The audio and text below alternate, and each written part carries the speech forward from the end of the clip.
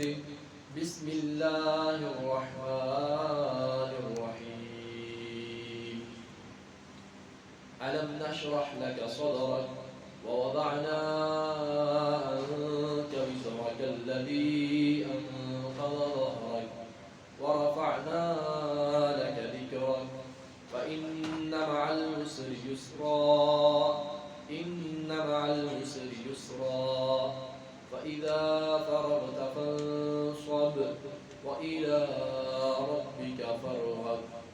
وقال النبي صلى الله عليه وسلم أعطيت 70,000 من أمتي يدخلون الجنة بغير حساب وجوههم كالقمر ليلة البدر وقلوبهم على قلب رجل واحد فاستزدت ربي عز وجل فزادني مع كل 70,000 70,000 أو كما قال صلى الله عليه وسلم.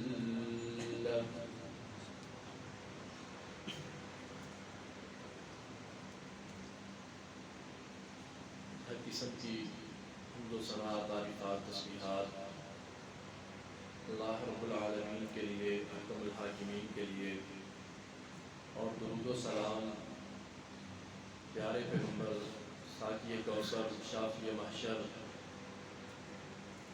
سید الاولین والآخرین، امام الانبیاء حضرت محمد رسول اللہ صلی اللہ علیہ وآلہ وسلم کی ذات اقدس پر کہ جن کو اللہ رب العزت نے ہمارے لیے ہادی، رہبر اور رہنما بنا کر بھیجا ہے.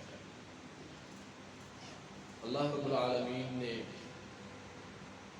آپ علیہ السلام کو جو مقام اور مرتبہ عطا کیا ہے، آپ سے پہلے آنے والے کثیر تعداد کے اندر انبیاء اور ان کے اندر پھر بڑے بڑے جلیل القدر پیغمبر کہ جن میں سے بعض کو اللہ رب العالمین نے اپنا خلیل کہا اور کسی کو اپنا کلیم کہا اور کسی کو روح اللہ کہا. ان سب میں سے جو سب سے زیادہ مقام اور شان اللہ رب العالمین نے عطا کی ہے وہ اپنے آخری پیغمبر امام الانبیاء حضرت محمد رسول اللہ صلی اللہ علیہ وآلہ وسلم کو عطا کی ہے. اللہ رب العالمین قرآن مجید میں فرماتے ہیں أَلَمْ نَشْرَحْ لَكَ صَدْرَكَ کہ اے ہمارے حبیب کیا ہم نے آپ کے سینہ اقدس کو کھول نہیں دیا آپ کے لیے.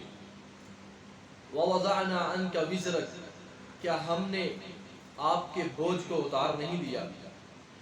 الَّذِي أَنْقَضَ ظَهْرَكَ وہ بوجھ جس بوجھ نے آپ کی کمر کو ہلا کر رکھ دیا. وَرَفَعْنَا لَكَ ذِكْرَكَ اور کیا ہم نے آپ کے ذکر کو بلند نہیں کر دیا. فَإِنَّ مَعَ الْعُسْرِ يُسْرًا یقیناً مشکلات کے ساتھ آسانیاں بھی ہوتی ہیں.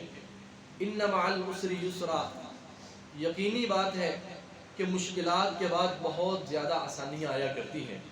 فَإِذَا فَرَغْتَ فَانْصَبْ پس جب آپ دعوت کے کام سے فارغ ہو جاتے ہیں، فَانْصَبْ تو آپ کھڑے ہو جائیے.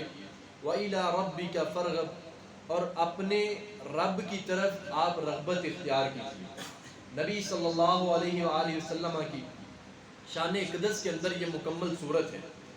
قرآن مجید بیشتر جو ہے نبی علیہ السلام کی شان کے بارے میں، اور یہ سورہ علم نشرح جو ہے یہ بھی اللہ کے نبی علیہ السلام کے مقام مرتبے کو واضح کرتی ہے.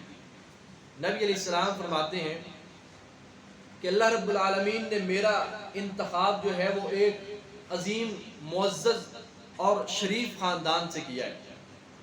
فرمایا کہ ان اللہ اصطفیٰ ابراہیم من ولد ابراہیم اسماعیل واصطفیٰ من ولد اسماعیل بنی کنانہ واصطفیٰ من بنی کنانہ قریش واصطفیٰ من بنی قریش بنی ہاشم واصطفانی من بنی ہاشم کہ اللہ رب العالمین نے مجھے انبیاء کی لڑی میں سے چنا ہے. سب سے پہلے حضرت ابراہیم علیہ السلام، حضرت ابراہیم अलैहिस्सलाम से अल्लाह पाक ने चुना हजरत इस्माइल अलैहिस्सलाम। हजरत इस्माइल अलैहिस्सलाम से अल्लाह पाक ने चुना बनी किनाना को, बनी किनाना से अल्लाह पाक ने चुना कुरैश को, कुरैश से चुना बनी हाशिम को। और नबी अलैहिस्सलाम फरमाते हैं वस्तफ़ानी मिन बनी हाशिम, और अल्लाह पाक ने मुझे बनी हाशिम से चुना है। यह आपकी शान है, यह आपका मर्तबा है। नबी अलैहिस्सलाम फरमाते हैं अना सय्यदु वुल्दी आदम यौमुल क़ियामा वला फ़ख्रा, क़यामत का दिन होगा मैं हज़रत आदम अलैहिस्सलाम की जितनी औलाद है सबका सरदार हूँगा। वला फ़ख्रा, और इसमें नबी अलैहिस्सलाम खुद इरशाद फरमाते हैं वला फ़ख्रा, और इसमें फ़ख्र की बात नहीं है। वबियदी लिवाउल हम्दी, और आका अलैहिस्सलाम ने फरमाया कि मेरे हाथ के अंदर कल क़यामत के दिन हमद का झंडा होगा, अल्लाह की तारीफ का झंडा होगा, परचम मेरे हाथ में होगा। वला फ़ख्रा, और इस बात में भी मुझे कोई फ़ख्र नहीं है, मैं अंबिया के ऊपर खुद ऐसे फ़ख्र नहीं करता, ये अल्लाह ने शान अता की है, ये अल्लाह ने मुकाम अता किया है। और नबी अलैहिस्सलाम फरमाते हैं कुल्लु नबिय्यिन आदम यौमइदिन आदम वमन सिवाहु इल्ला तहत लिवाई, कल क़यामत के दिन तमाम के तमाम अंबिया हज़रत आदम अलैहिस्सलाम और इनके बाद आने वाले जितने अंबिया हैं सारे के सारे जो हैं वो मेरे परचम के तले होंगे। जो परचम मैंने उठाया होगा अल्लाह की हमद का, सारे अंबिया उस मेरे परचम के तले होंगे। और नबी सल्लल्लाहु अलैहि वसल्लम फरमाते हैं व अना शाफिउन व अना अव्वल शाफिइन व अव्वल मुशफ़्फ़ी, क़यामत के दिन सबसे पहले मैं सिफारिश करूँगा और सबसे पहले अल्लाह रब्बुल आलमीन मेरी सिफारिश को कबूल फरमाएगा। सबसे पहले मैं सिफारिश करूँगा और अल्लाह पाक सबसे पहले मेरी सिफारिश को कबूल फरमाएंगे, कबूल व मंजूर फरमाएंगे। रसूलुल्लाह सल्लल्लाहु अलैहि वसल्लम की शान को, मुकाम को, मर्तबे को अल्लाह रब्बुल आलमीन ने इतना बुलंद कर दिया है, इतना बुलंद कर दिया है कि ये सहीह बुखारी के अंदर ये वाक़या मौजूद है। अब इस्लाम की इब्तदा है, नबी अलैहिस्सलातु वस्सलाम मक्कातुल मुकर्रमा के अंदर नबूवत का ऐलान करते हैं और आपके जो साथी हैं वो चंद एक है, हज़रत अबू बकर रज़ियल्लाहु ताला अन्हु, अली रज़ियल्लाहु ताला अन्हु और हज़रत बिलाल, ऐसे ही हज़रत सलमान, ये भी ग़ुलाम है, वो भी ग़ुलाम है, अब्दुल्ला इब्न मसूद है।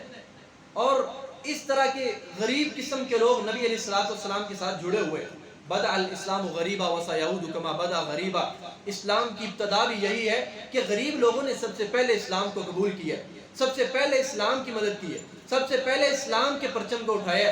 नबी इस्लाम फरमाते हैं जैसे इस्लाम की इब्तदा इन गुरबा से थी, अजनबी लोगों से थी, ऐसे इस्लाम की इंतहा भी इसी तरह ही होगी।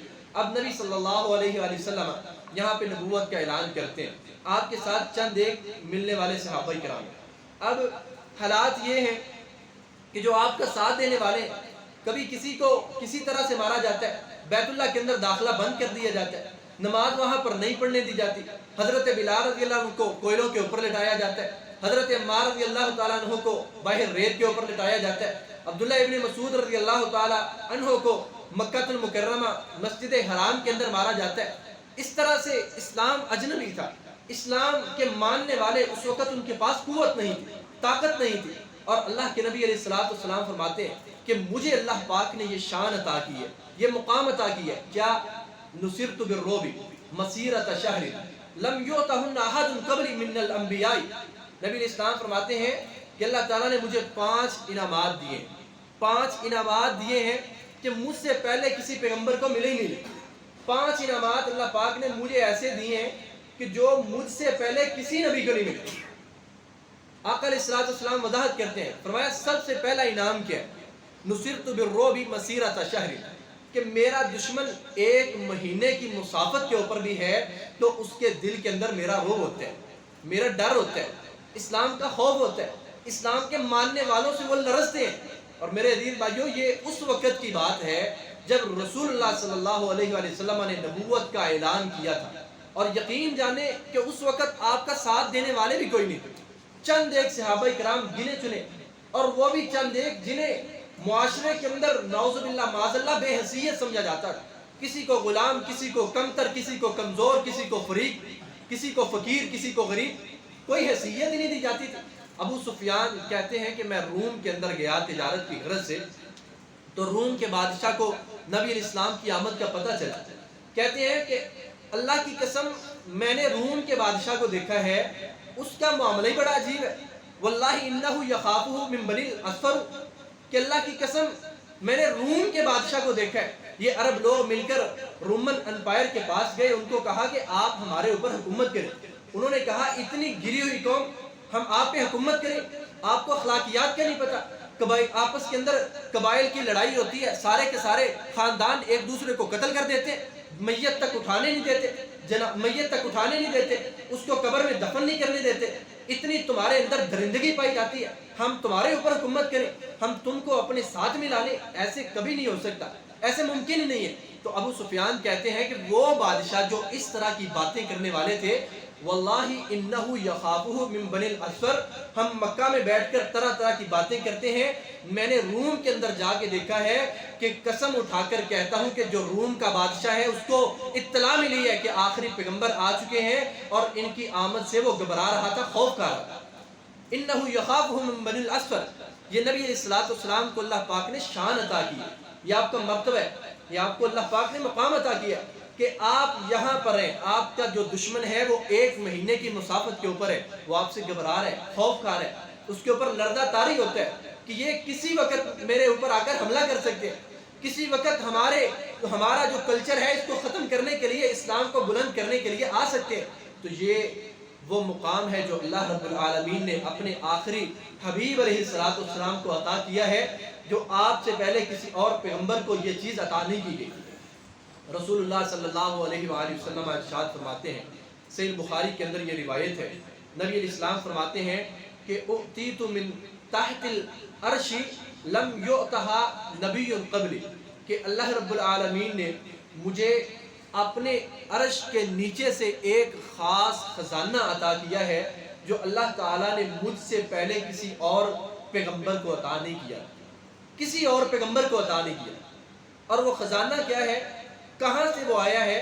اللہ پاک کا جو عرش ہے، عرش کے نیچے رب کا خاص خزانہ ہے، وہاں سے اللہ تعالیٰ نے مجھے وہ عطا کیا۔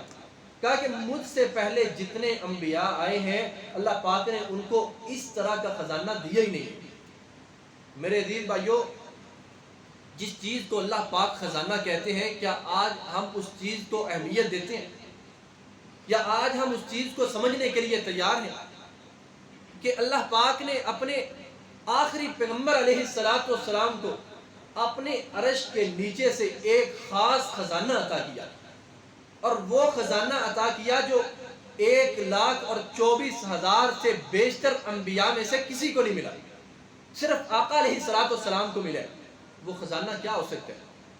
وہ خزانہ کیا ہو سکتا ہے؟ نبی علیہ السلام فرماتے ہیں اُعْتِیتُ من اواخر سورۃ البقرۃ آیتین، اللہ تعالیٰ نے مجھے سورہ بقرہ کی آخری 2 آیات